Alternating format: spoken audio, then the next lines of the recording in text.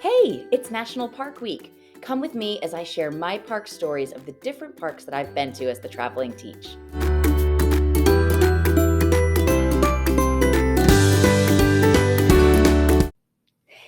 In 2022, I was able to ride a ride across the state of Iowa called RAGBRAI, which is the registered annual Great Bicycle Ride across Iowa. And so I rode almost 500 miles across the state of Iowa in July.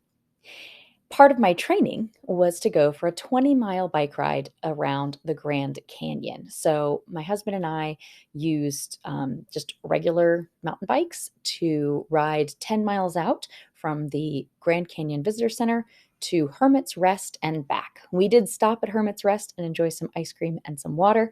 And it was just an incredible day. The accomplishment and the feeling of accomplishment of riding 20 miles. The Grand Canyon itself, it's a lot of up and down to get from one point to the next. And so being able to rely on my own legs to be able to do that was a real accomplishment. The wonderful thing about this is that anyone can enjoy cycling at the Grand Canyon. You can rent kind of traditional mountain bikes, or you can also rent e-bikes. So you're able to get that kind of energy assist that you need up the hills if you're not in a physical position to be able to cycle without that assistance.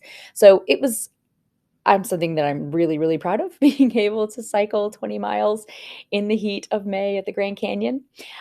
So yeah, that's kind of my memory for the Grand Canyon. We've gone to the Grand Canyon several times. The Grand Canyon is formed by something called down cutting. That is where the Colorado River has worked its way down, cutting through the layers of rock. The oldest rocks are at the bottom of the Grand Canyon. The youngest rocks are at the top of the Grand Canyon. And if you're at the rim of the Grand Canyon and you hike down to the bottom near the river, it's actually about a 20-degree difference, and it's 20 degrees hotter down at the bottom of the canyon. You might think, well, you're by the water and you're down in the shade, but being down inside the canyon increases the temperature by 20 degrees. So that's a little bit of my story from the Grand Canyon. I hope you enjoyed my park story from today. Make sure you hit that subscribe button so that you can follow along with all my adventures as the traveling teach. I'll see you again soon.